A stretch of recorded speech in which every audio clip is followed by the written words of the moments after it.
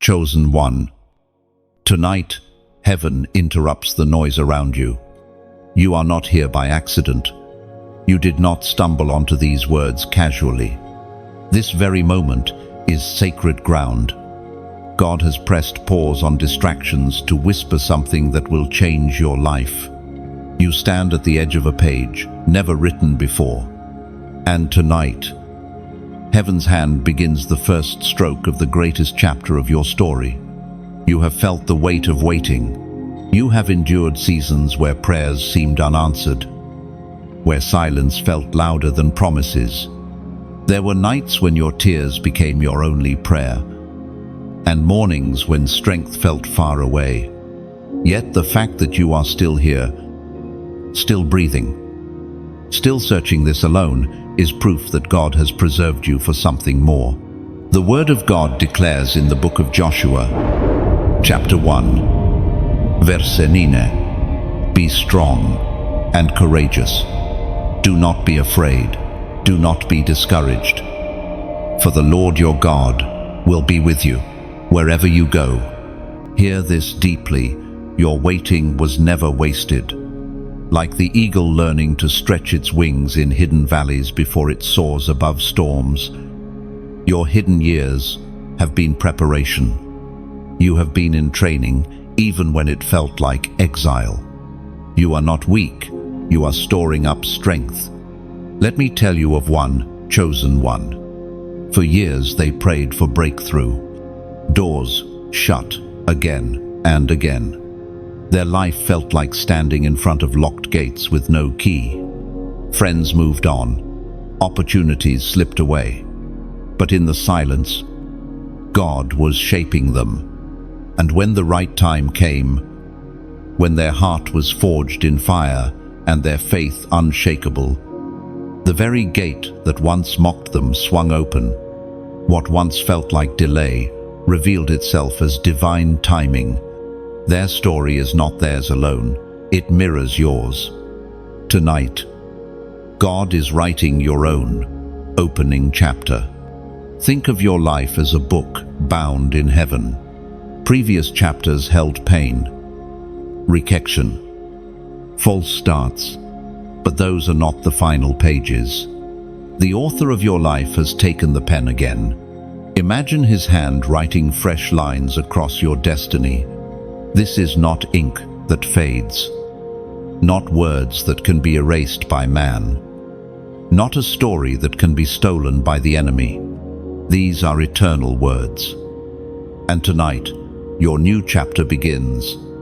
Maybe you feel too unworthy, too tired, too broken. Listen carefully. This is where heaven specializes.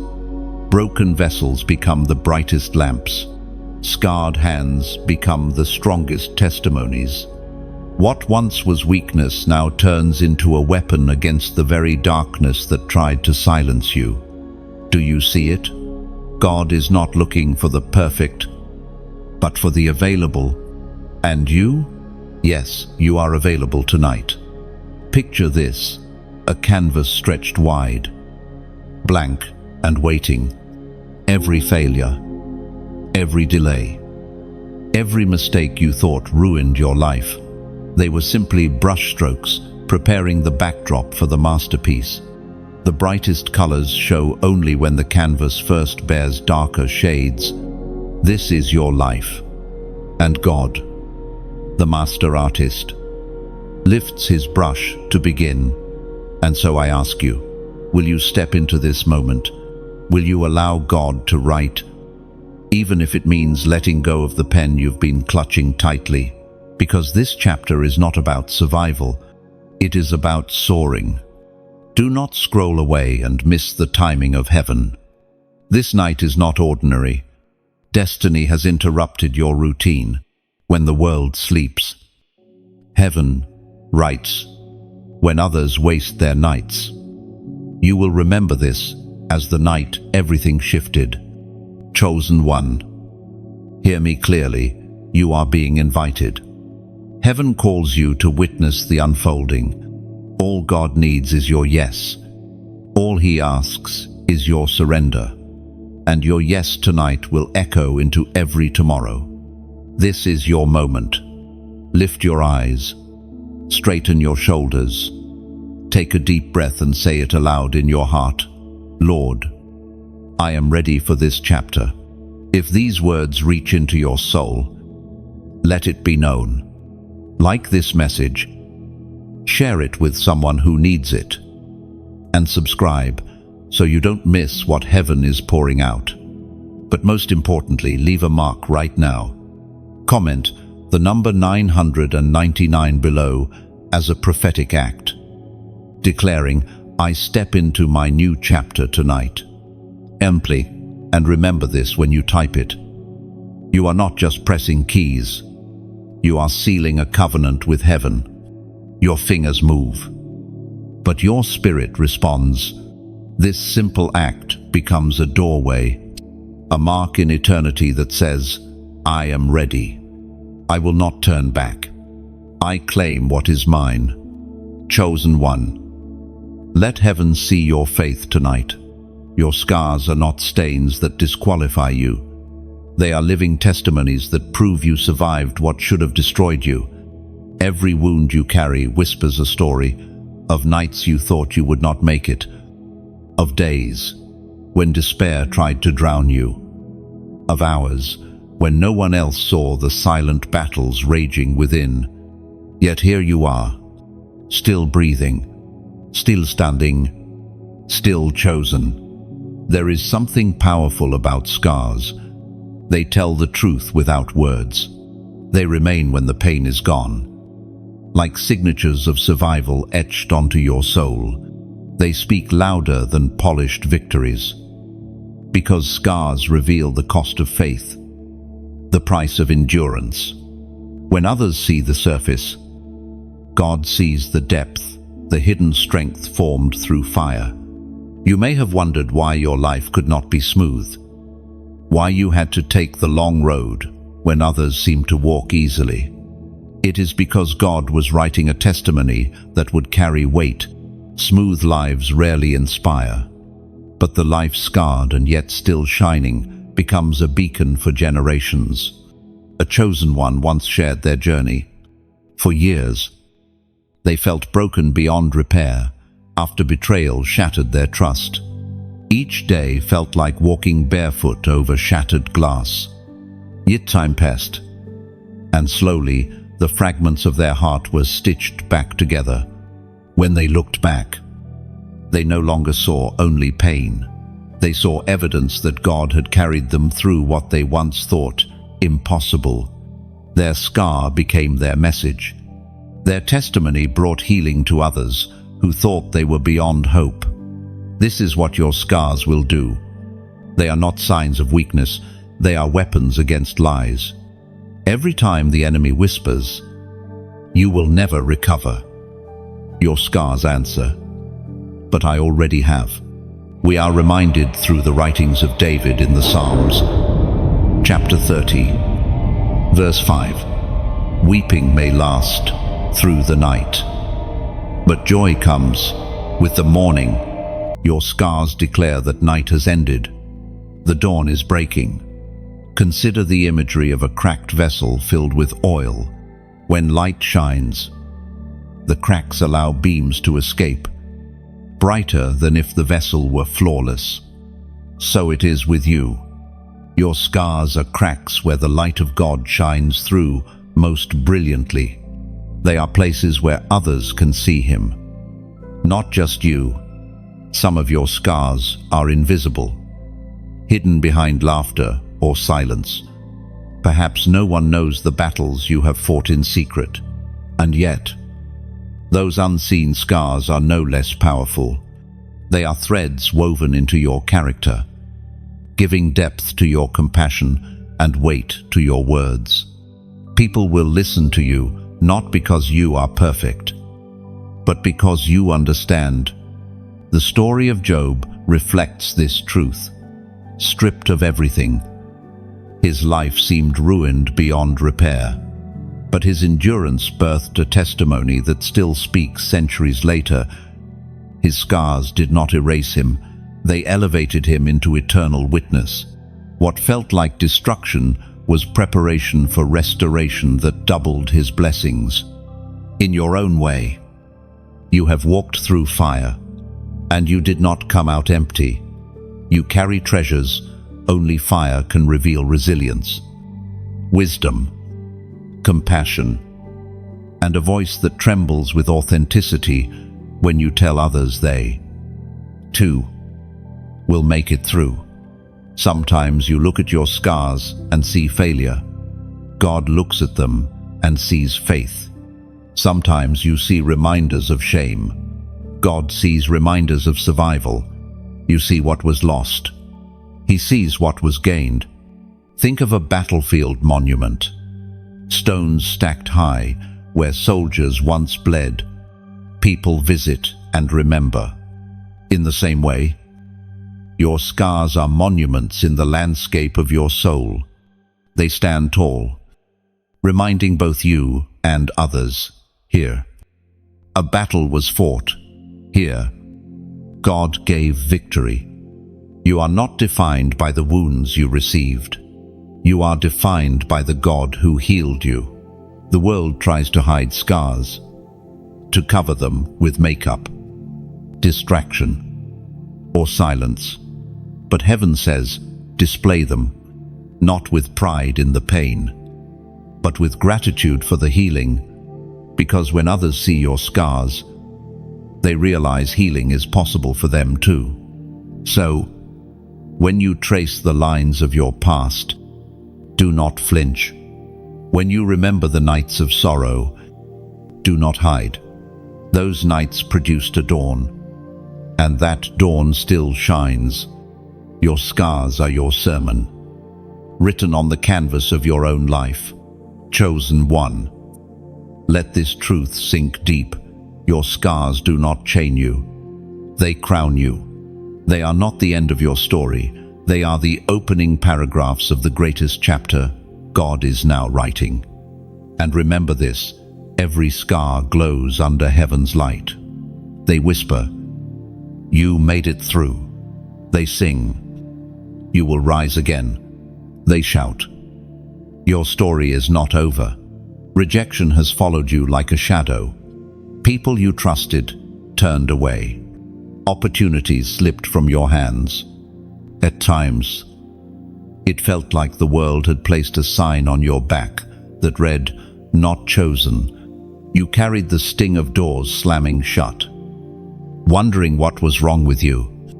Why? You never seemed to fit where others easily belonged. But hear me clearly, what felt like rejection was divine protection. Every no that cut you deeply was in fact God steering you away from lesser things. Every door that would not open was a shield keeping you from a path that would have drained your destiny. The truth is this, you were never meant to blend in. You are not ordinary. And because you are chosen, your path could never look like theirs. Think of Joseph, rejected by his brothers, sold into slavery, forgotten in prison. To the natural eye, his life looked like one endless rejection. But what man meant for harm, heaven used as positioning. Every rejection moved him closer to the palace, closer to the very place where his destiny would unfold. His rejection was not the end of his story, it was the route into his calling. So it is with you. The rooms you were not invited into, the tables where you had no seat, were never meant to hold you. God was reserving you for his table, for his stage, for his perfect timing.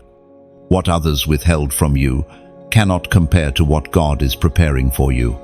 We are reminded in the book of Romans, chapter 8, verse 28, and we know that in all things God works for the good of those who love him, who have been called according to his purpose. Oh, your rejections have been woven into a greater tapestry, a pattern you could not see in the moment. But one day you will look back and realize every no was actually a Not here. Not now. Oh, picture a master builder working on a great cathedral. Some stones are chosen, but not all can remain in the same spot. Some are placed aside, not because they are useless, but because they are destined for a higher arch.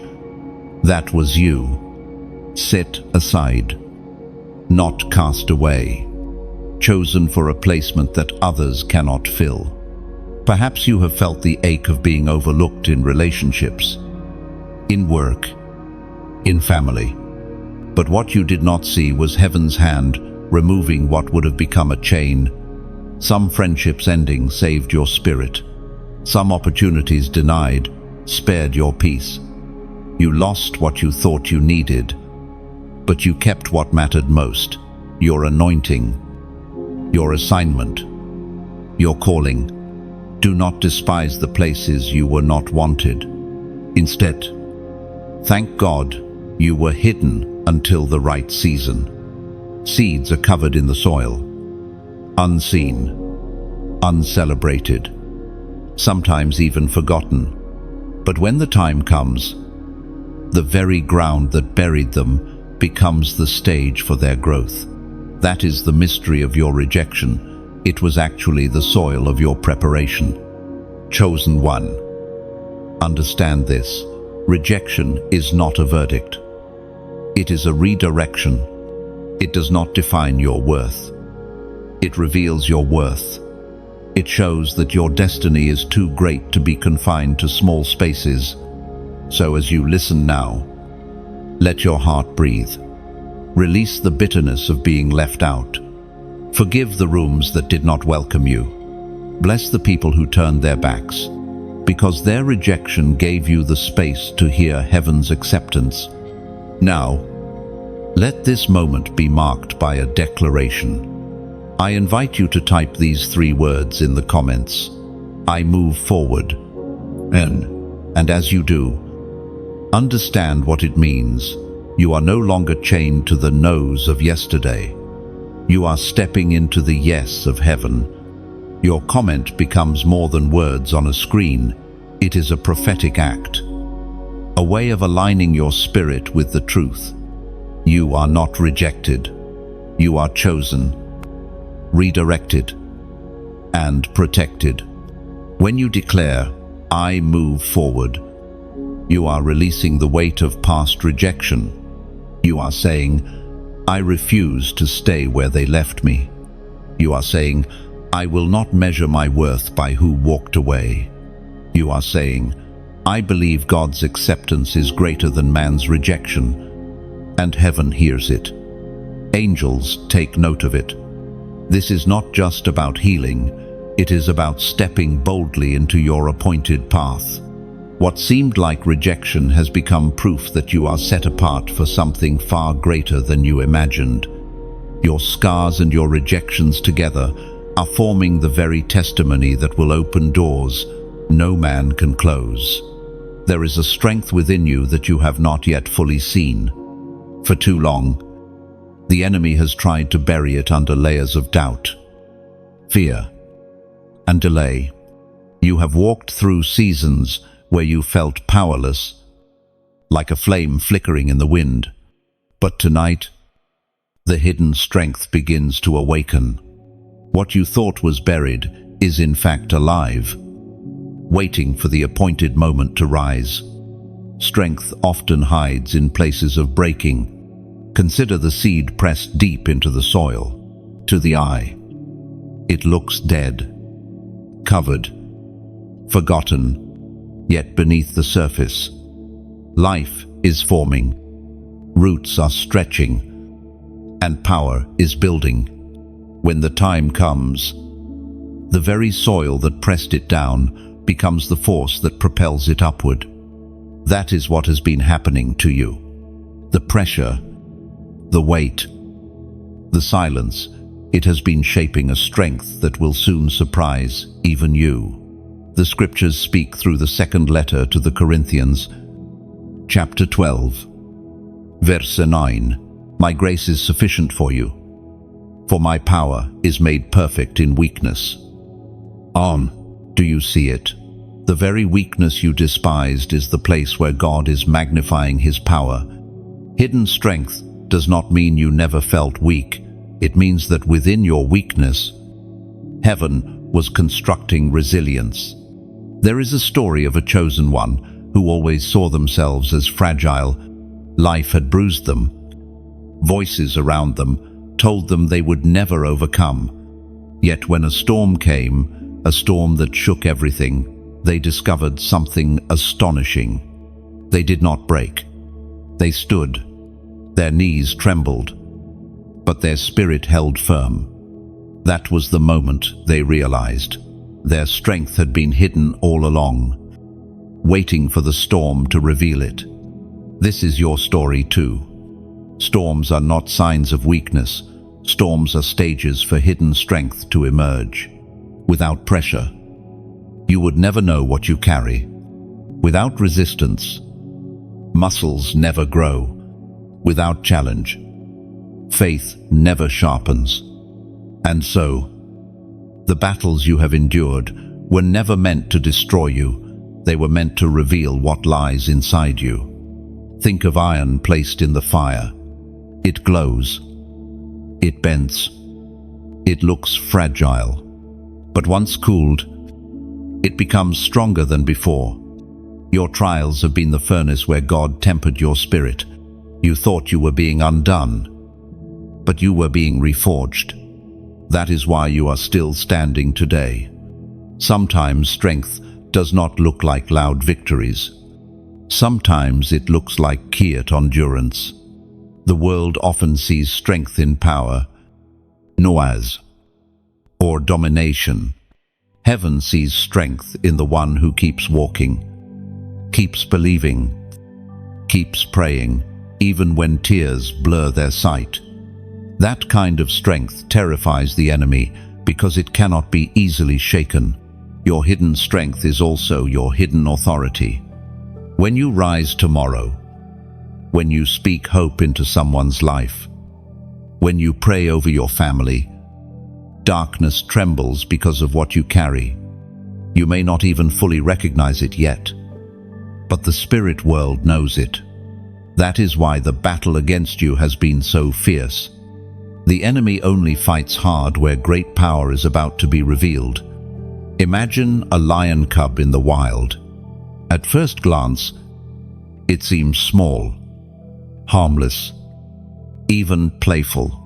Yet within it is the roar of kings, waiting for the right season. One day, without warning, the cub opens its mouth, and the roar that was hidden emerges, echoing across the land. You are that cub. The roar within you is awakening. Hidden strength does not make you proud. It makes you humble. Because you know this power is not your own, it is God's strength moving through you. Every time you rise after falling, it is His hand lifting you. Every time you speak life when surrounded by death, it is His breath in your lungs. You might not see it now, but others will. They will look at you and wonder how you endured, how you kept standing, how you still carry hope. And your answer will be simple. It was never me. It was the strength of God within me. Chosen one. The season of hiding is shifting. The quiet roots you have grown in secret are about to break through the surface. The strength you did not know you had will become visible, not for your glory, but for His. Not so others can admire you, but so others can see Him. Let this truth settle deep in you. You are not fragile. You are fortified. You are not weak.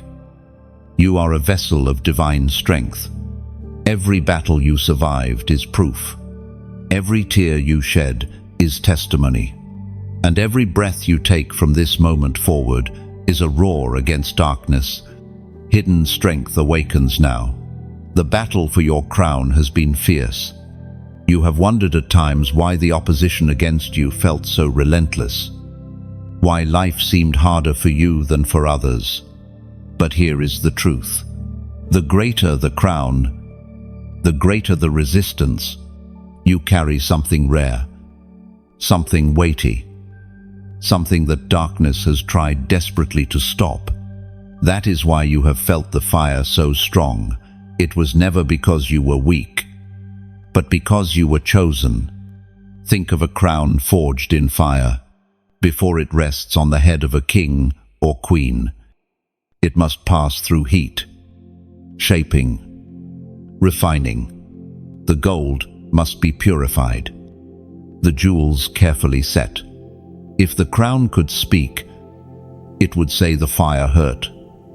The hammering was painful, but the process made it beautiful and unshakable. Chosen one. That is you. The blows you endured were never punishment. They were preparation. The prophet Daniel records in chapter 12, verse 3, "Those who are wise will shine like the brightness of the heavens, and those who lead many to righteousness, like the stars forever and ever." Oh, this is why you cannot quit. Your crown is waiting. The enemy fought you so hard, not because you were insignificant, but because you are dangerous to the kingdom of darkness. Your very existence is proof of heaven's victory. And now, as this truth sinks in, let me pause to speak heart to heart with you. If these words carry weight in your soul, if they lift you when you felt heavy, if they confirm what you already sensed inside, then I ask you gently, with no demand, to consider sowing back into this work. Think of it like planting a seed. A seed never furnishes. It multiplies. When you choose to support, you are not paying for words. You are watering a garden that will feed countless souls. Just as someone else's seed allowed this message to reach you, your seed could be the reason another weary heart finds hope tomorrow. There is a river flowing quietly through dry land. 8 dropmatas. Some drops are small, some larger, but together they carve valleys, refresh the earth, and bring life to what was once barren. Your donation is like one of those drops, not forced, not demanded, freely flowing, and together, every act of generosity keeps the river moving, reaching further than one drop ever could. And hear me clearly, this is not a condition to receive your crown. God's promises are free. His love is unpurchased. This is only an invitation, never an obligation. If your heart feels stirred, give as an act of worship, as a sign of gratitude, as a way of partnering with heaven's work. If your heart feels no stirring, you lose nothing. These words remain yours as a gift. Yet if you feel that gentle tug inside, even the smallest seed matters. A cup of water given in love is seen by heaven. A small sacrifice today may become a testimony tomorrow. Alongside this, I also invite you to connect in simple ways like share and subscribe. These may seem small actions, but they are like torches passed hand to hand, spreading light into dark places. You never know whose midnight you will brighten just by sharing. Imagine this. You sit in a field at night, holding a lantern, alone. It lights only a few steps, but when others light their lanterns from yours, soon the whole field glows. That is what happens when you share this message. Your one act can ignite countless others. So, yes, support if you feel led. Give if the Spirit whispers. Like, share, and subscribe if you want to spread hope wider. Every gesture counts. Every flame matters. And together, we ensure that the message of destiny, purpose, and hope reaches every chosen one still wandering in silence. Remember, crowns are not handed easily. They are fought for. They are carried through fire. They are lifted through perseverance. But you are closer than you realize. The fact that you are hearing this now is evidence that your crown is near. So, lift your head. The battle has been real, but so is the reward. And when that crown rests upon you, not a crown of gold, but of life, you will understand why the fight was so fierce. Because you were worth it. Because your destiny carries weight. Because heaven marked you long before the fire tried to break you. Chosen one. This is the truth. The battle for your crown has already been decided. Victory belongs to you. There are moments in life when time itself seems to split. One chapter closes, another opens. Tonight is such a moment for you, a prophetic turning point. The shadows of yesterday cannot follow you where you are going. The heaviness you carried will not have permission to step into this new season. You are standing at the threshold, and heaven is whispering, step forward. Turning points often come quietly, not with trumpets, not with fanfare, but with a gentle nudge deep in your spirit.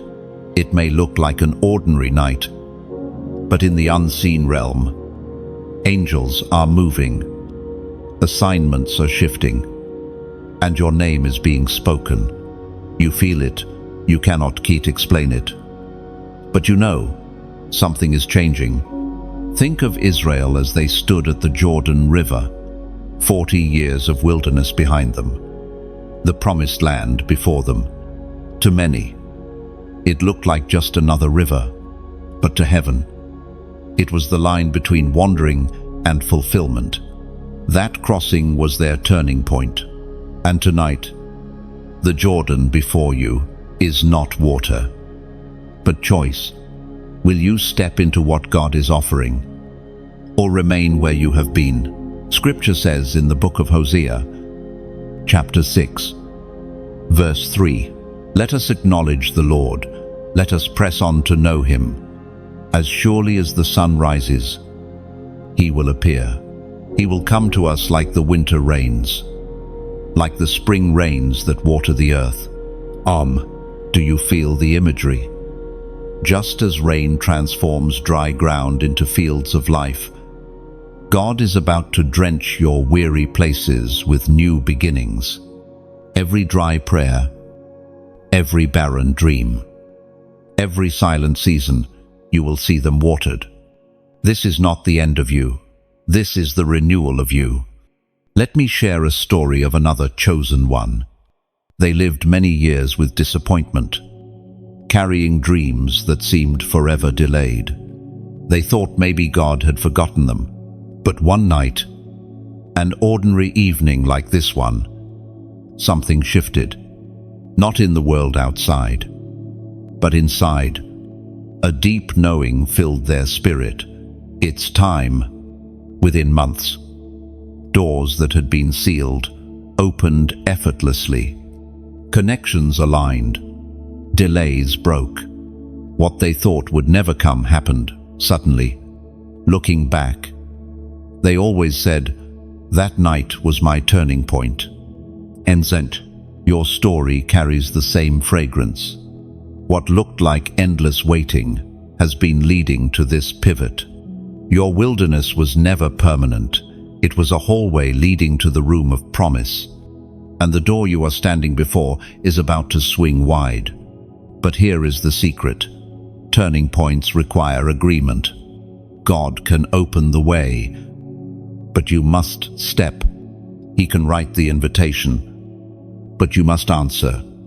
Tonight is not just about hearing these words. It is about aligning your heart with heaven's shift. Imagine a clock striking midnight. 1 second before, you are in yesterday. 1 second after, you are in today. The difference is small, yet everything changes. This is the moment you are living in now. Chosen one, I invite you to mark this night, to plant a signpost in the soil of your journey. Do not let this pass like just another message. Let heaven and earth know you have heard. Comment the number 444 below as your prophetic act. Why 444? Because it speaks of foundation, stability, and divine alignment. It is the reminder that you are not standing on sinking sand. You are standing on a rock that cannot be moved. When you write it, you are declaring, I am aligned with God's timing. I will not miss my turning point. This act is not magic. It is not superstition. It is faith expressed in action. Like the Israelites placing stones after crossing the Jordan to mark what God had done, your comment becomes your stone of remembrance. One day, when you look back, you will remember, I chose my crossing that night. Let this be your moment. Heaven leans close when faith speaks. Angels record when hearts align. And tonight, your simple act of faith is enough to open doors that once seemed locked forever. Chosen one, lift your spirit and breathe this in. Your turning point is here. The old chapter has ended. A new one begins now. And when you step with courage. When you breathe with hope. When you speak, let your words carry faith. This night is not just another page. It is the title page of a brand new volume. Let your heart remember. What begins with God cannot be undone by man. There are battles no one else has seen. Struggles fought not on public stages, but in the quiet chambers of your soul. Tears that stained your pillow when the world thought you were fine. Questions whispered into the silence, with no answer echoing back. These are the places where chains have tried to hold you. Not visible shackles of iron, but invisible ones: fear, shame, guilt, doubt. Yet tonight, those chains break in silence. The most powerful victories often happen where no audience is present. Think of Jacob wrestling through the night. No crowd gathered. No spotlight shone. Yet in that solitary struggle, his name and destiny changed forever. That is how God often works transformations in the hidden place. Breakthroughs where only you and He can see. We find in the book of Nahum, chapter 1, verse 13, Now I will break their yoke from your neck and tear your shackles away. Chains are not always external. Sometimes they are voices. The voice that says, you are not enough. The whisper that repeats, you will always fail. The echo that mocks, you will never change. These are prisons of the mind, yet they can weigh heavier than iron. But tonight, heaven speaks louder. Those voices lose their grip. Picture an old abandoned house. Its windows boarded, its doors locked. Dust gathers, cobwebs spread.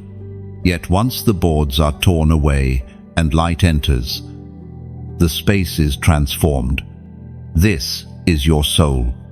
What once felt locked up and forgotten is now being opened.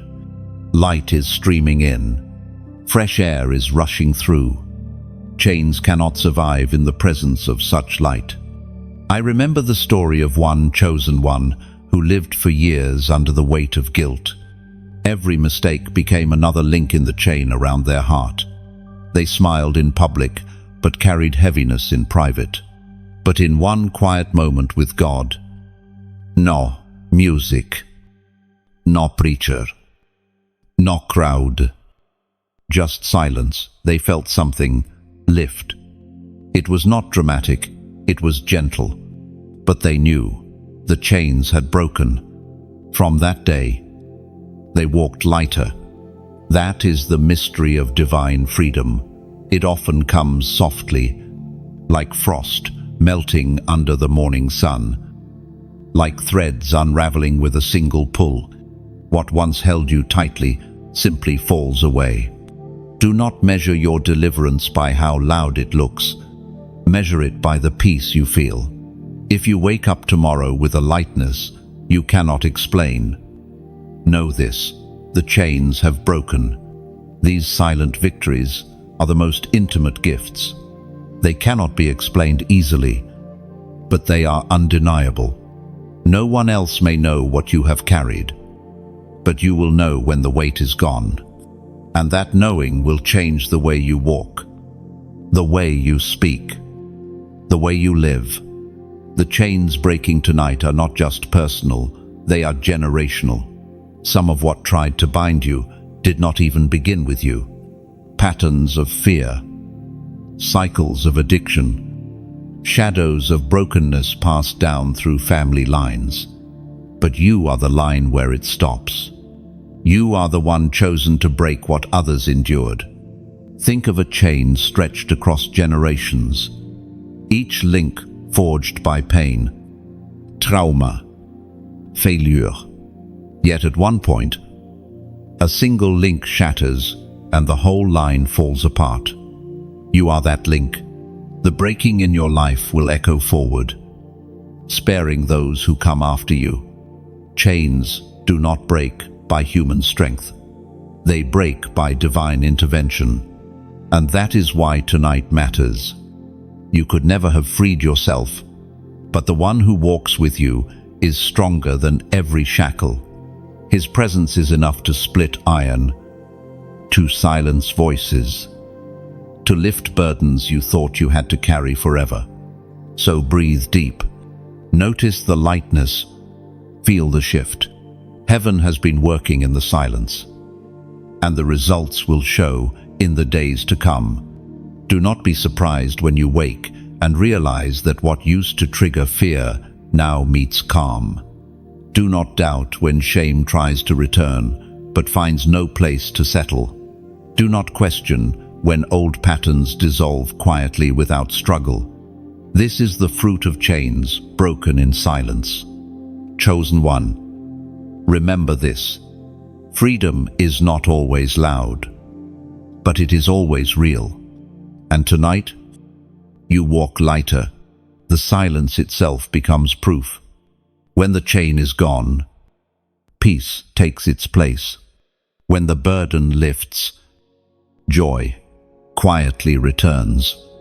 You do not need to announce it for it to be true. The freedom you carry will speak for itself through your smile, your steps, your very presence, and others will see the change. Even if they cannot explain it, you are more than a name, more than a story, more than a collection of experiences. You are an answer to a cry that has risen from the earth, an answer to a prayer whispered by someone who felt unseen. Heaven has designed you not only to carry purpose, but to embody it. That is why you could never disappear into the crowd. That is why your life feels weighty, even when you do not always understand why. There are people waiting for what you carry. Perhaps you do not see them yet. They may be strangers. They may even be people close to you. But their lives will one day intersect with yours in a way that reveals you were sent as their answer. Consider Moses. For years, he wandered in the desert, unsure of himself, carrying the guilt of his past. Yet while he struggled, the Israelites cried out under oppression. Their cry rose to heaven, and heaven's answer was not a lightning strike or a sudden miracle. It was a person. It was Moses. He himself may not have felt ready, but God had formed him for that very assignment. So it is with you. There are cries rising, even now. Prayers whispered in dark rooms. People saying, God, send help. And while you may feel unqualified, unsure, even small, heaven looks at you and says, "Here is the answer." And we are reminded in the Gospel of Matthew, chapter 5, verse 14, "You are the light of the world. A town built on a hill cannot be hidden." And your very presence disrupts darkness. Sometimes you may feel invisible, but the truth is, light cannot be hidden. Even when covered, even when dim, it still shines, and others find their way because of it. Think of a lighthouse standing tall on a cliff. Ships far away may not even see the land, but they see the beam piercing the night. That beam guides them, saves them, leads them safely to shore. The lighthouse does not chase the ships. It simply shines. And that is your calling too. You do not need to strive to be noticed. You only need to shine where you are. One chosen, one once shared how they never thought they mattered much. They were quiet, ordinary, unnoticed. But over time, people around them kept saying, "You don't know how much your words helped me," or "Your kindness gave me strength."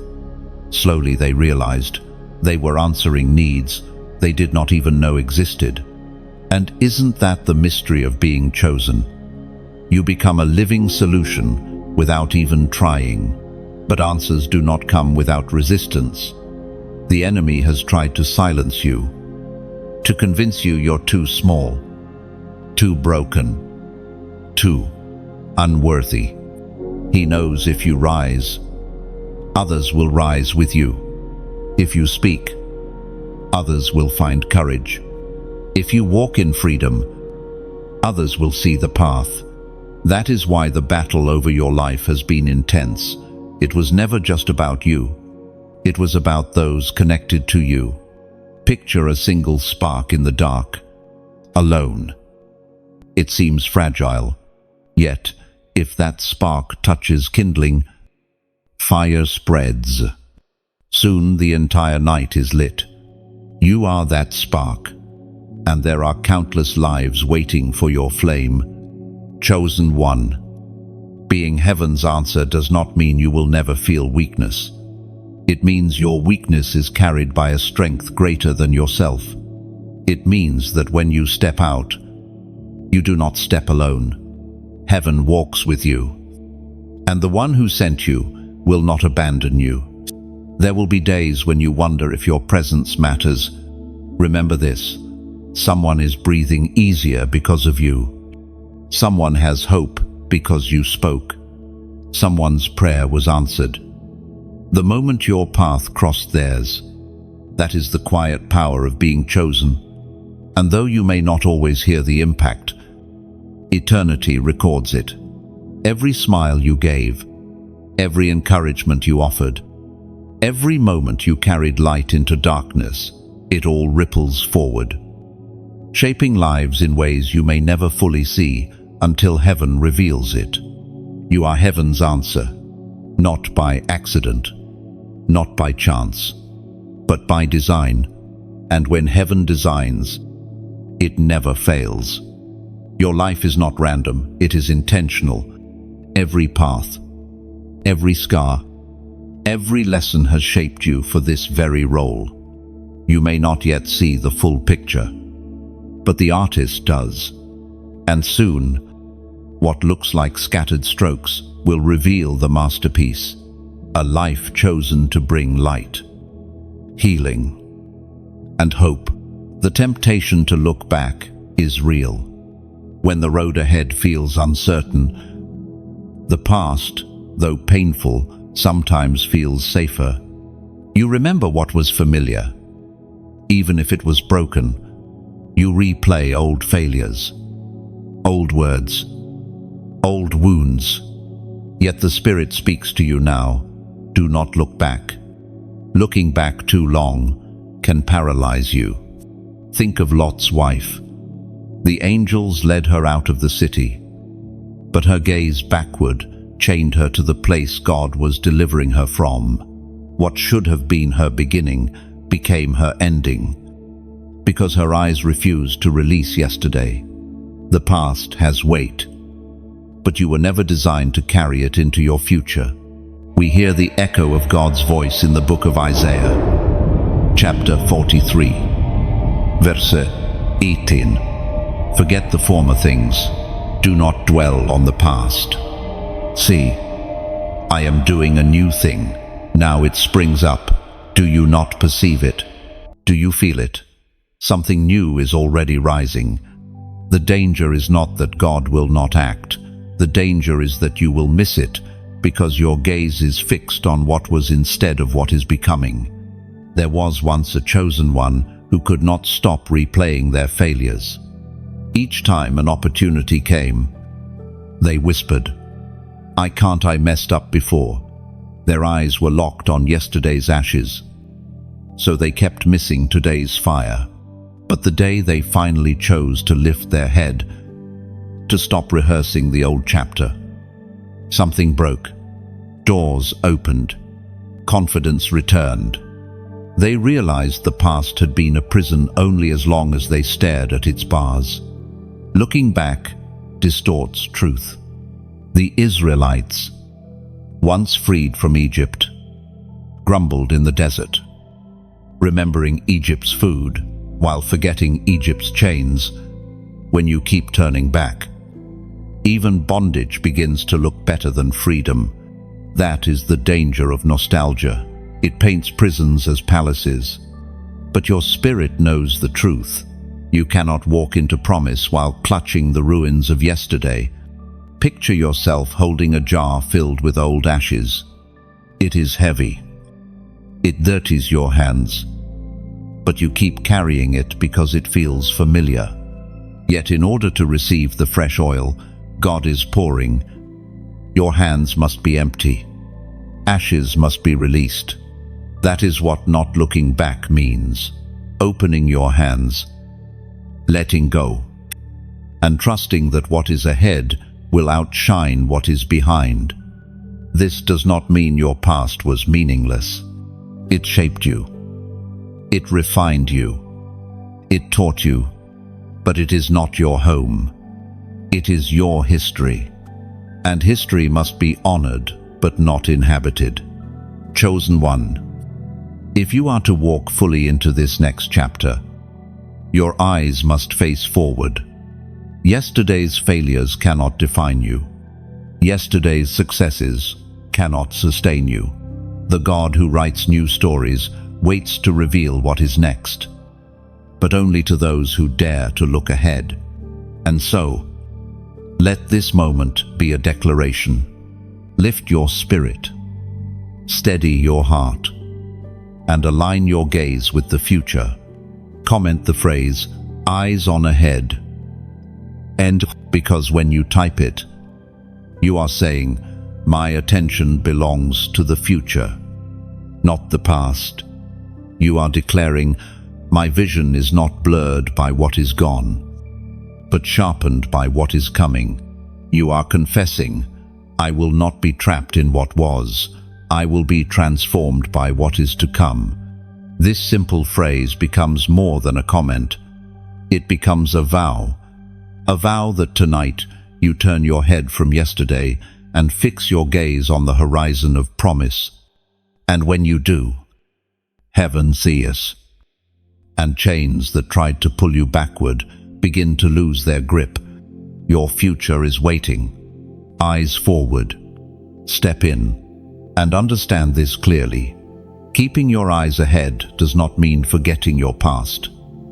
It means refusing to let it chain you. Your story is not erased, it is redeemed. Every scar becomes a reminder of survival, not a prison of shame. Every failure turns into a stepping stone of wisdom, not a wall that blocks your way. Every closed door is redefined, not as loss, but as divine protection guiding you to the right one.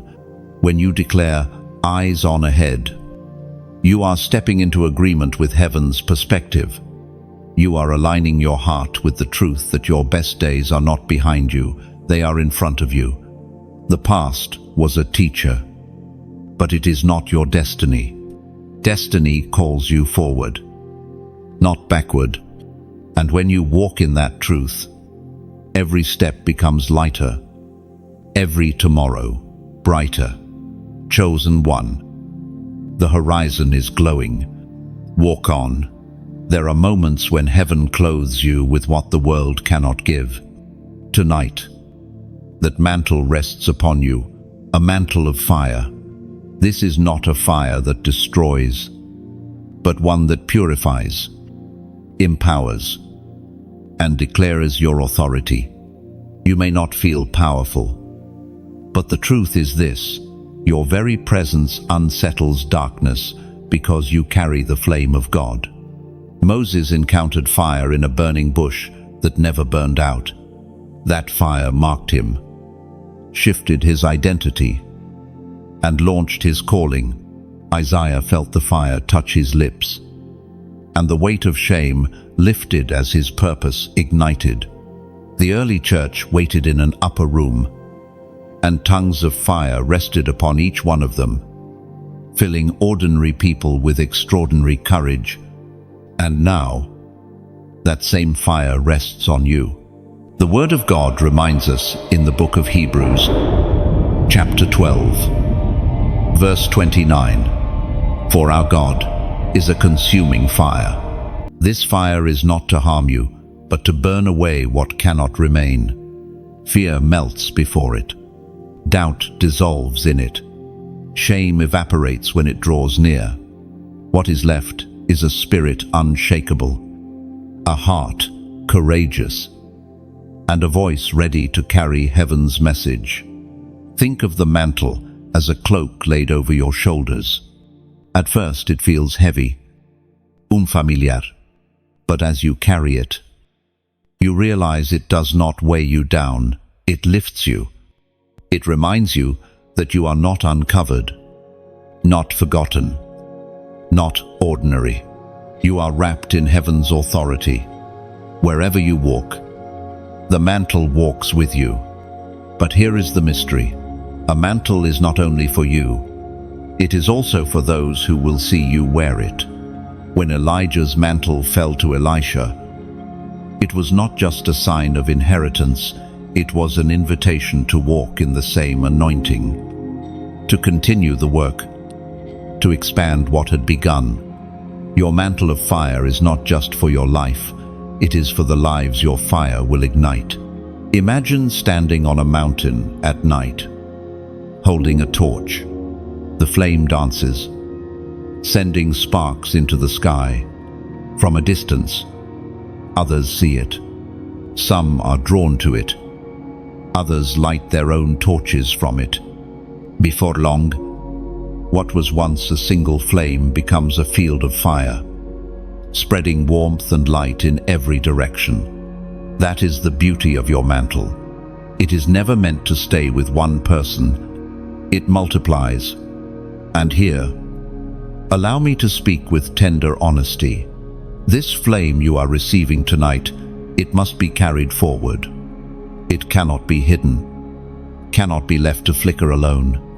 And sometimes, for the fire to reach further, it takes the combined breath of many hearts. That is why I gently invite you, if this fire has touched you, nurture it not only for yourself, but for others. One way you can do that is through support. Yes, even financial. If your heart feels led, think of it not as giving away, but as adding wood to a fire that is spreading across the night.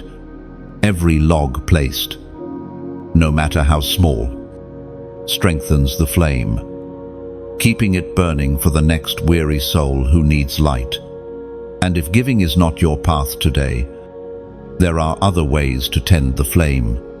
When you choose to like this message, it is like lifting your torch higher so others can see the glow. When you share it, it is like handing your flame to another wanderer, guiding them home. And when you subscribe, It is like saying, I will remain near this fire, ready to be warmed, ready to keep it alive. And none of these acts are demanded of you. They are invitations, like gentle sparks dancing in the air, waiting to be caught. Whether you choose to catch them or not, the flame still burns for you. But if you do, you join in multiplying the fire, ensuring no one remains in the cold. There is something holy about voluntary fire. Forced flames never last. But when a person chooses, freely, to carry light, that fire becomes unquenchable. That is the fire you are stepping into tonight. So wear your mantle well. Let it remind you of your authority. Let it remind you that you are wrapped in heaven's covering. And let it remind you that this fire is not for hiding, it is for shining. The mantle of fire has marked you. And from this night forward, wherever you go, the atmosphere will shift, not because of who you are alone, but because of the flame that rests upon you. Chosen one, lift your head. The fire burns, the mantle rests, and your story glows with heaven's light. Acceleration. This is the word that hovers over your life now. What once moved slowly will begin to move swiftly. The years you thought were wasted are being redeemed. The long roads you walked with heavy steps are suddenly shortening. God is not bound by human timelines. When His hand moves, what would take a decade can happen in a day. Think of Joseph again, forgotten in prison, days stretching into years. He must have felt time crawling. Yet, in a single moment, when Pharaoh called his name, his entire life shifted. He woke as a prisoner and went to bed as a ruler. That is the nature of divine acceleration. One encounter, one open door. One word from God can do what human effort could never achieve in a lifetime. We see this truth in the writings of Amos. Chapter 9, verse 13. The days are coming, declares the Lord, when the reaper will be overtaken by the plowman and the planter by the one treading grapes. New wine will drip from the mountains and flow from all the hills. And it paints a picture of speed, of overlap, of blessings running into one another so quickly there is no gap between sowing and reaping. That is the season you are entering. Do not measure your future by the pace of your past. You may have walked through years of delay, but delay is not denial. It was simply preparation. Seeds were planted deep, hidden under the soil of patience and struggle. But when the rain falls and the sun rises, growth does not stay slow. Shoots break the ground quickly. Fields bloom suddenly. And what looked barren bursts with life. Chosen one. The same will be true of you. The prayers you prayed long ago, the efforts you thought forgotten, the tears you sowed in secret, they are all converging now. And heaven does not release blessings drop by drop, but like a flood, overwhelming in its suddenness. Acceleration does not mean chaos. It means alignment, like a river flowing downhill. The speed is not random, it is guided by design. God is aligning circumstances, people, opportunities, and timing. Things that once seemed impossible will suddenly feel natural. Doors that resisted you will open as if they had been waiting for this precise moment. There was a chosen one who endured years of striving. Job, application de nid, relationships falling apart, finances always thin. Yet in a single year, everything shifted. A job came unexpectedly. one that exceeded their skill and brought stability. A circle of support formed around them, replacing loneliness with strength within months. They testified, "It felt like years of struggle collapsed into blessings that came all at once." That is acceleration, not random luck, but divine timing unlocking what had been stored. Sometimes acceleration feels overwhelming. You may wonder, am I ready? But remember, you were not hidden all this time for nothing. The years of waiting were your foundation. The roots grew deep so that when growth shoots upward, you will not topple. Picture a bow being drawn back. The arrow waits, pulled against tension, held in silence. To the arrow, it might feel like delay, but when the hand releases, acceleration comes instantly. Distance is covered in moments. That bowstring season was your preparation. The release is your now. Acceleration also brings responsibility. When harvest comes quickly, you must gather wisely. When opportunities open suddenly, you must walk carefully. Do not rush carelessly. Move in step with the Spirit. Divine acceleration is not about running ahead in your own strength, but keeping pace with the one who leads. And though speed may frighten you, remember, it is not speed for its own sake. It is speed with purpose. God is redeeming time. He is restoring what was lost. He is ensuring that what you thought had passed you by will still be fulfilled. So, do not fear the sudden. Embrace it. The long season of waiting has not been wasted.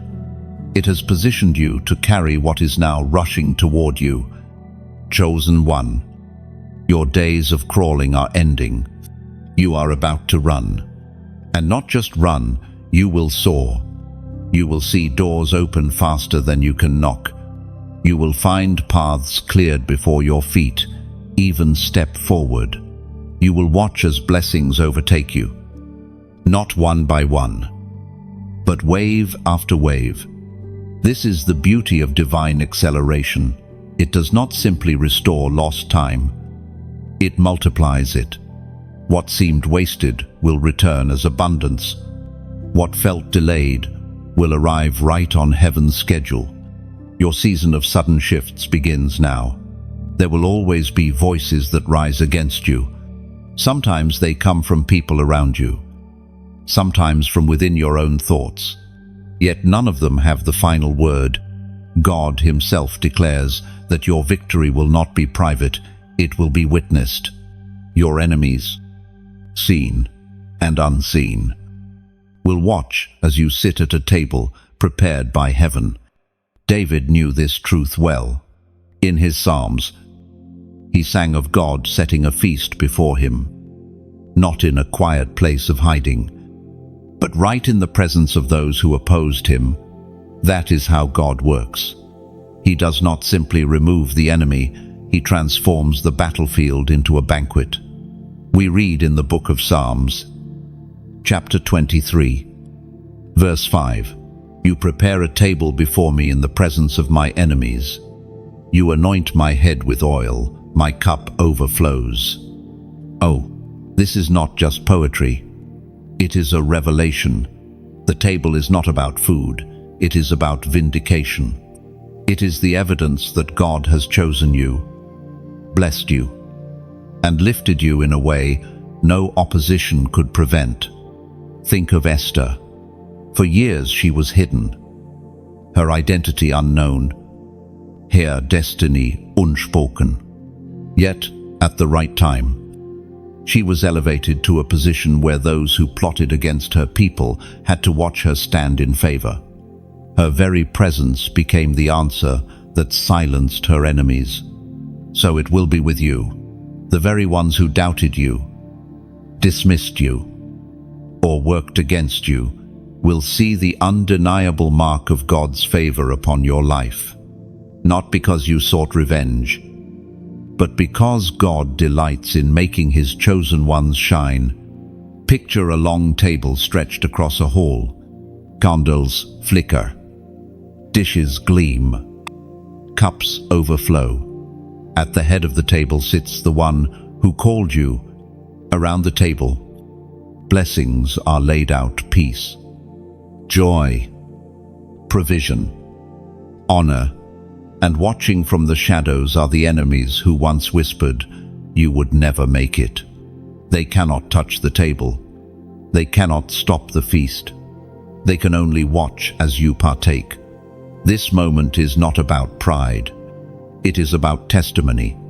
Your victory becomes a story others can see, a light others cannot deny. And in that story, God is glorified. Chosen one. The oil is already being poured on your head. The cup is already filling to the brim. And the feast is already being set before you. What once looked like a battlefield is turning into a banquet hall. So let this night be marked with a prophetic act. Comment the number 888 below. Why 888? Because it speaks of new beginnings in endless measure, of resurrection, life, of cycles completed and renewed. It is your declaration that your table will never be empty and your cup will never run dry. When you type it, you are saying, "My story is shifting from struggle to celebration." You are declaring, "My enemies may look on," Paul says, "but they cannot stop what God is doing in me." And you are aligning yourself with the truth that your future is not lack, but overflow. Chosen one. The table is ready. Sit down, lift your cup, and let the overflow begin. And remember this, the table is not a place of striving. It is a place of rest. You do not have to fight for a seat. You do not have to prove your worth. Your name was written on that seat long before your enemies rose against you. This is the paradox of grace. While others labor to pull you down, God lifts you higher without your effort. The very battles that tried to break you are now the backdrop for your blessing. The whispers of doubt become a choir of silence when faced with the undeniable favor resting on your life. And the very shadows that mocked you will watch as light crowns you. Do not be surprised if those who opposed you remain in your view. God allows them to see, not to shame you, but to testify of his power. Because when your life shines, even your enemies cannot deny that it was the hand of God. Chosen one. Lean into this truth. Your victory is not private, it is public. Your story is not hidden, it is displayed. Not for pride, but for glory, that all may know he alone is faithful. So, take courage. Sit tall at the table. Receive without fear. The feast is yours. The cup is full, and the oil overflows. You are chosen to shine even in the sight of those who once doubted you. The wilderness is never easy. It is dry, lonely, and often confusing. The path twists through barren land where little grows, where prayers seem to echo without reply. For many seasons, you have felt like you were wandering, circling the same mountains, waiting for promises that felt delayed. Yet tonight, that wilderness is ending. You are stepping out of delay and into inheritance. The wilderness was not punishment. It was preparation. It stripped away what could not enter the promised place. It taught you to lean not on man, but on God. It forced you to dig deep, to find water in desert places, to discover strength you did not know. You carried every dry season, built roots within you that storms cannot rip out. Think of Israel's journey. What should have been an 11-day walk stretched into 40 years. Why? because the wilderness had to empty them of Egypt before the promised land could fill them with destiny. They could not enter Canaan with slave mentalities, with fear, with doubt.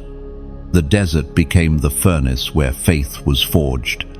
The writings of Deuteronomy, chapter 8, verse 2 remind us, "Remember how the Lord your God led you all the way in the wilderness these 40 years, to humble and test you in order to know what was in your heart, whether or not you would keep his commands."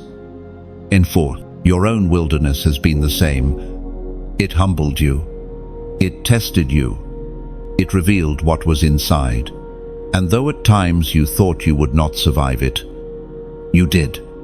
And that survival is proof you are ready for the inheritance. Imagine a traveler walking with cracked feet through endless sand. The sun beats down. Water runs out. Hope seems thin.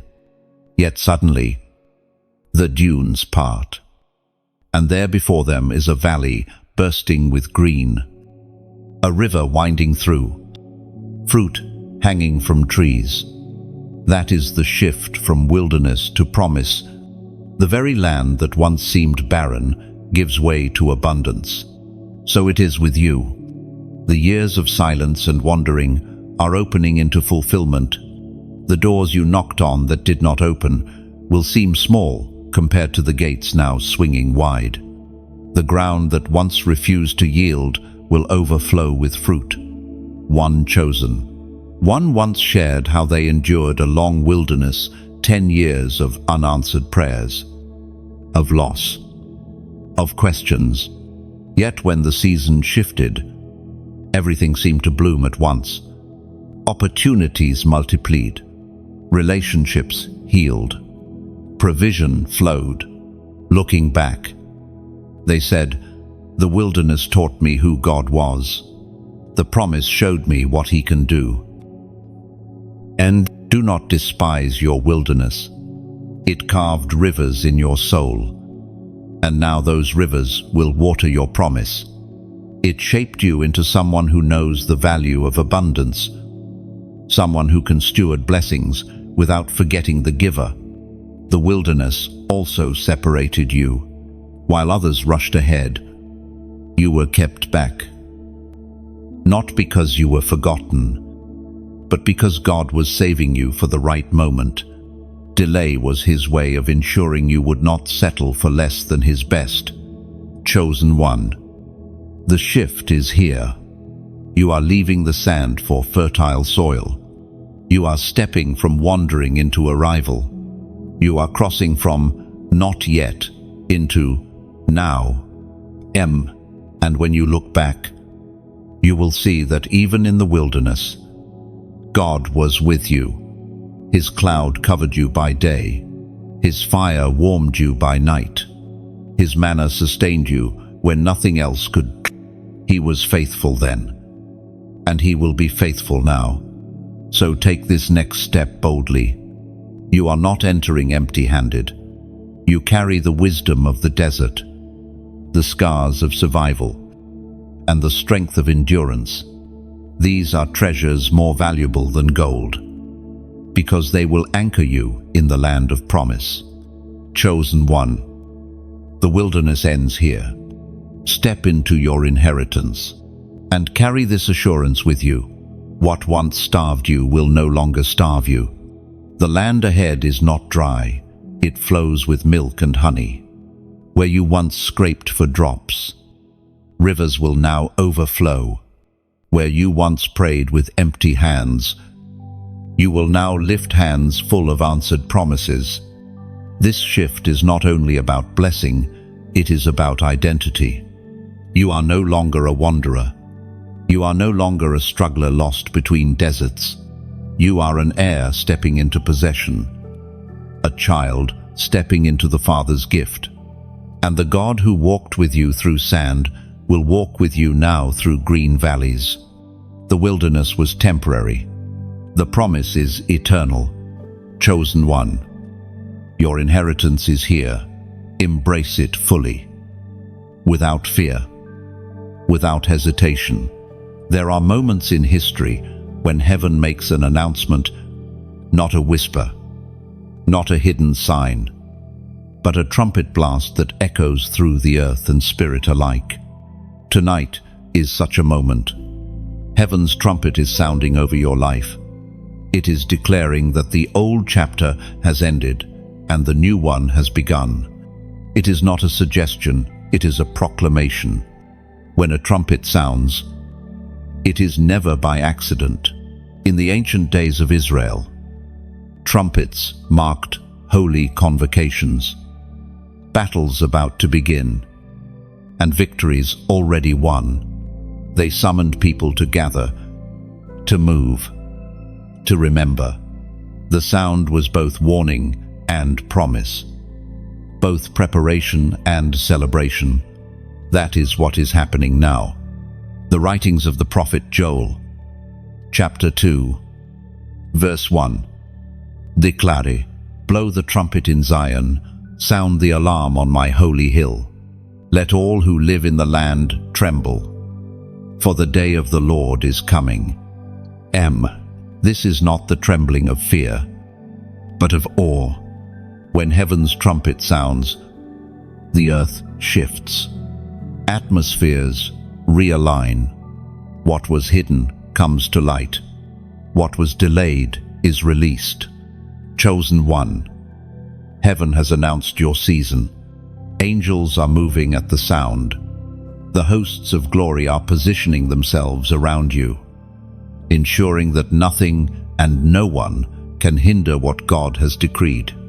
This is why you may feel a stirring inside, as though something unseen is pressing forward. It is the resonance of the trumpet, vibrating in your spirit, calling you upward and onward. Think of Jericho. The walls did not fall because of human strength. They fell at the sound of a trumpet blast combined with obedience. The sound carried power, not because it was loud, but because it was divine. That same principle applies to you. When heaven sounds the trumpet, barriers that once mocked you cannot remain standing. Imagine a valley at dawn. For hours, the land has been silent, wrapped in darkness. But then a horn echoes across the mountains, carrying a note that awakens villages, stirs animals, and calls soldiers to rise. The silence is broken, and movement begins. This is the picture of your life tonight, the silence of waiting shattered by the trumpet of heaven, announcing it is time to rise. Do not be surprised if you feel urgency in your soul. Heaven's announcements are never casual. They demand response. The trumpet does not blow for entertainment. It blows for action. It may be an action of faith, of courage, of stepping into a door that once terrified you. Whatever it is, the trumpet is telling you, do it now, for the hour has come.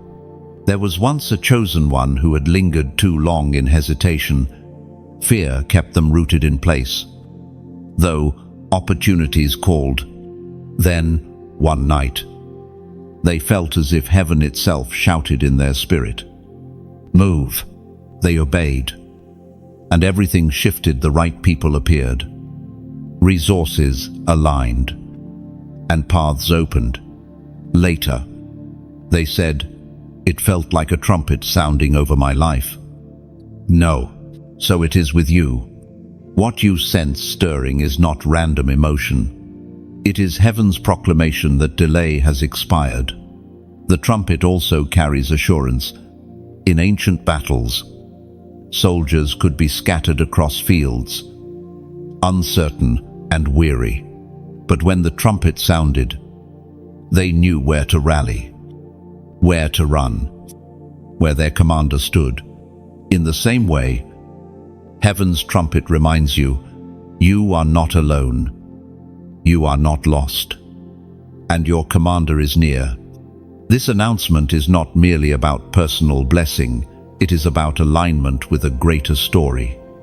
When heaven declares, it ripples beyond your own life. Families shift. Communities change.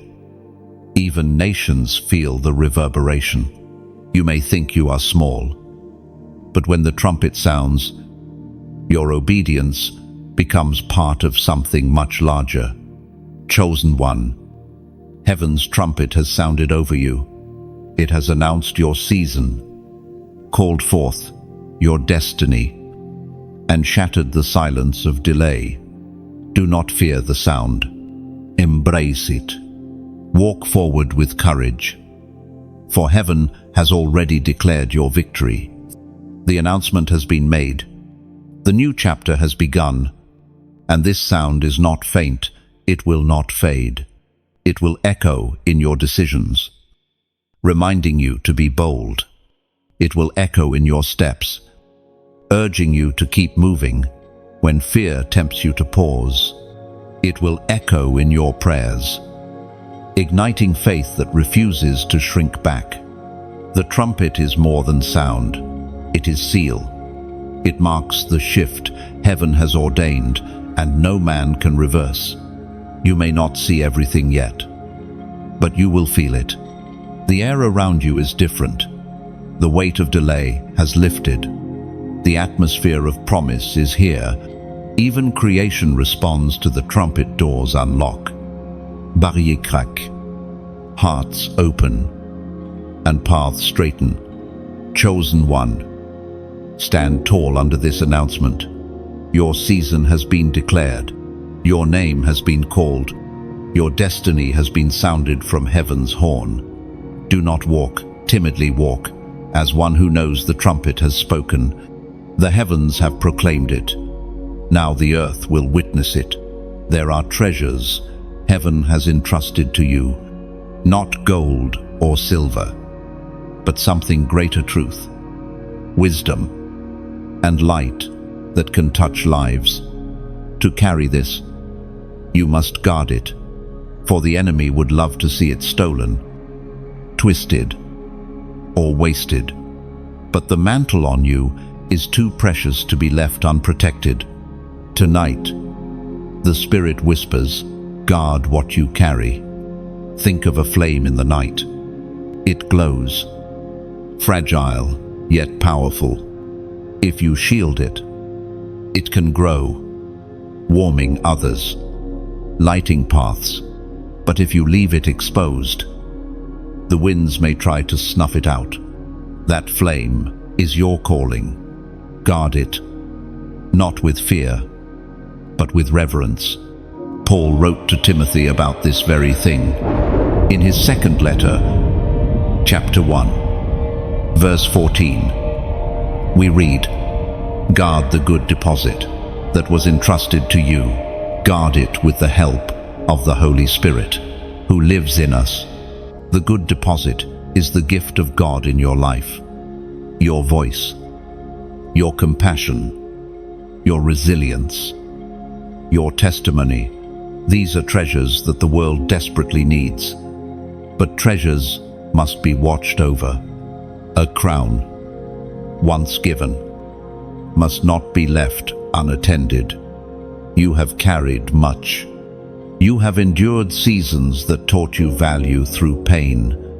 And what you hold now is not only for yourself, but for others. Guard it, because lives will be touched by what flows out of you. But guarding does not mean hiding. A shepherd guards the flock, not by locking them away, but by standing watch, guiding, protecting. In the same way, you are called to walk boldly, shining your light, but with wisdom, with prayer, with discernment. Now, allow me to speak heart to heart. If this word has settled in your spirit, if you feel the weight of what you carry, then consider this. Every flame needs fuel. Every light needs tending. Every seed needs water. That is where your response matters.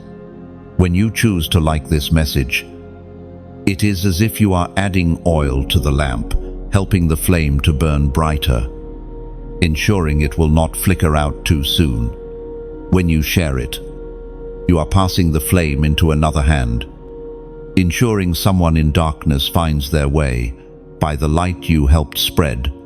When you subscribe, you are saying, I will remain by this fire. I will keep returning. Keep watching. Keep protecting what God is building in me.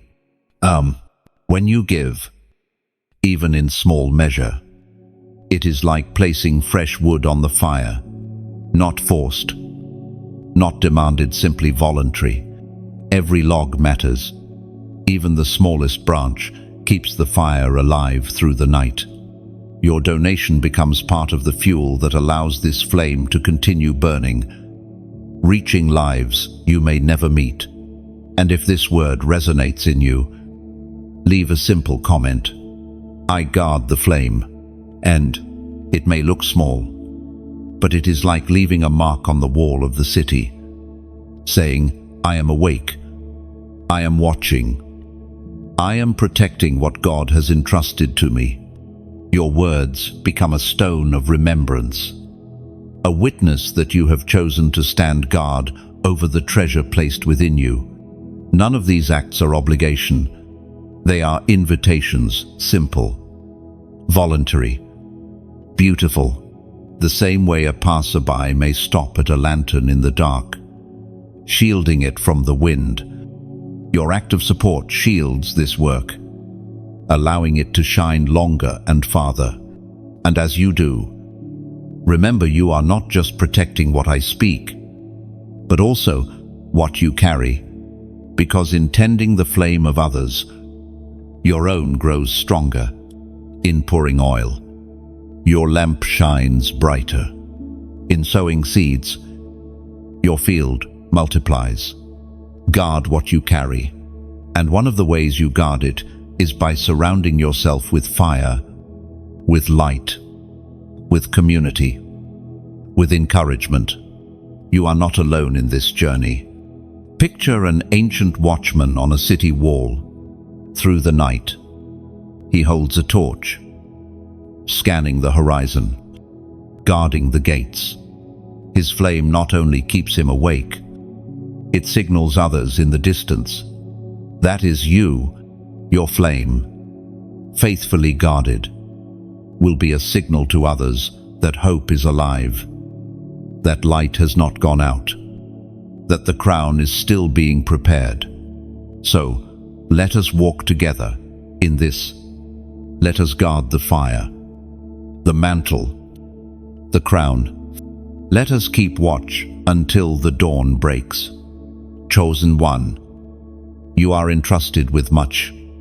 Protect it, cherish it, nurture it, and in the act of guarding, you will discover this truth.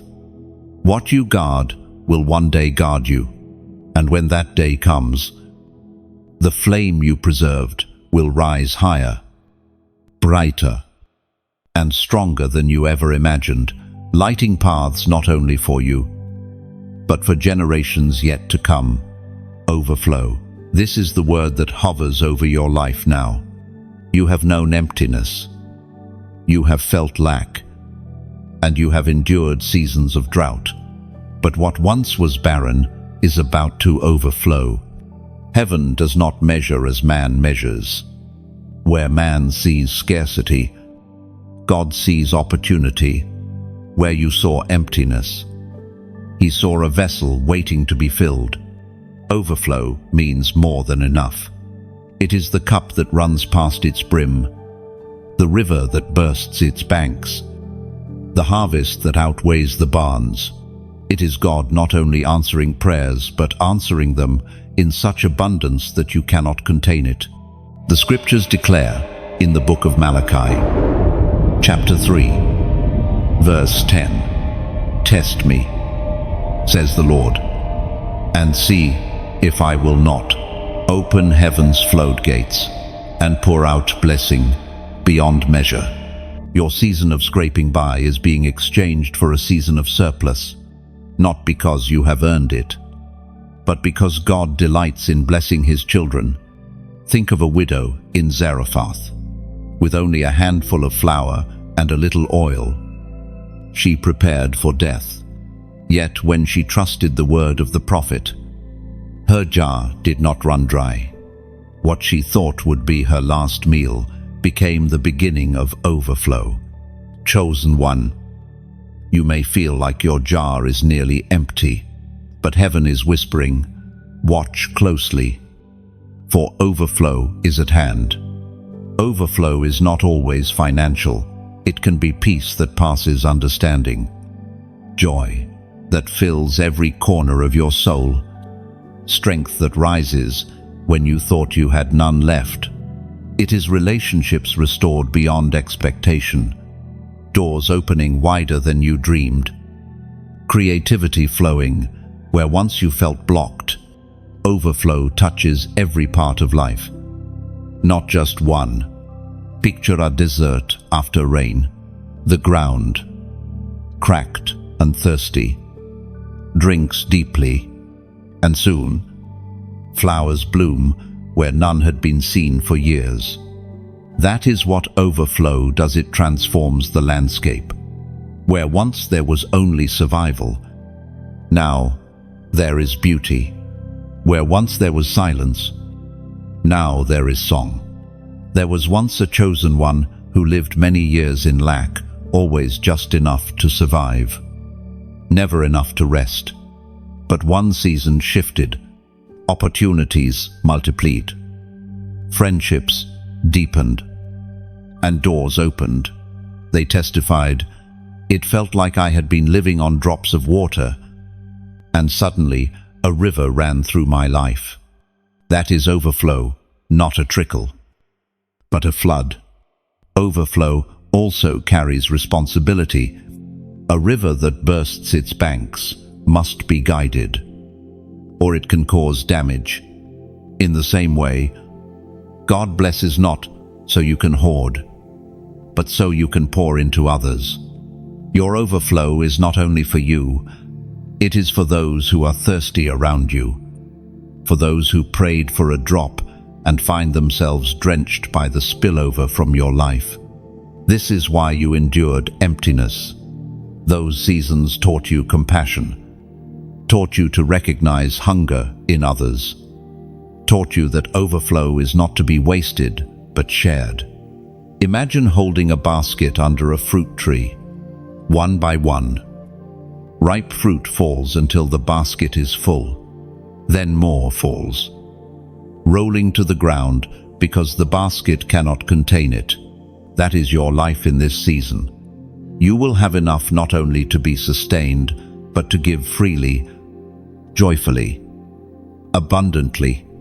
Chosen one. Believe this, the days of scraping are over. The days of overflowing have begun. You will laugh again.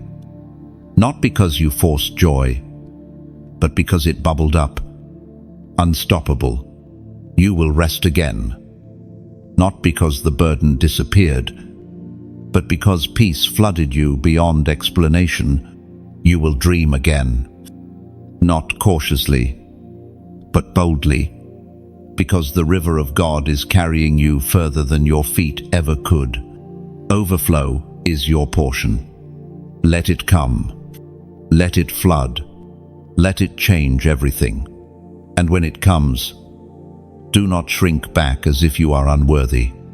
Overflow is not accident. It is inheritance. It is the Father saying, "You have carried the weight. Now carry the abundance." It is heaven's way of showing that the years of emptiness were not for nothing. Every tear you sowed was a seed. Every prayer whispered in silence was rain. And now, the harvest rises, not thin, not small, but in waves you cannot measure. This is the rhythm of God. Wilderness, waiting, and then overflow. So, lift your hands without fear. Open your heart without doubt. Receive it fully. Walk in it boldly. And let your overflow become rivers that awaken life everywhere you go. There is a crown prepared for you, not crafted by human hands, but woven by eternity itself. A crown that does not fade, does not rust, does not crumble with time. It is not a symbol of worldly achievement, but of divine identity. You were chosen long before you were born, marked by heaven before you ever stepped onto this earth. Tonight, that truth is being sealed over your life. You are crowned for eternity. Crowns in the world often speak of status or power, but the crown of God speaks of belonging. It is the mark that you are His forever. It is the sign that no matter how fierce the battle, how deep the scars, or how long the journey, your destiny cannot be erased. The Apostle Paul wrote in the first letter to the Corinthians, chapter 9, verse 25, "Everyone who competes in the games goes into strict training. They do it to get a crown that will not last. But we do it to get a crown that will last forever." Endos, chosen one. This is the crown you carry, not temporary, not fragile, but éternel. Think of the path that brought you here, the wilderness, the waiting, the rejection, the scars. Each step was shaping you, molding you, preparing you, and now every struggle becomes part of your testimony. Every scar becomes part of your crown. Picture a warrior returning from battle. Their armor bears dents. Their body bears marks. Yet upon their head is placed a crown. The scars do not disqualify them, they authenticate them.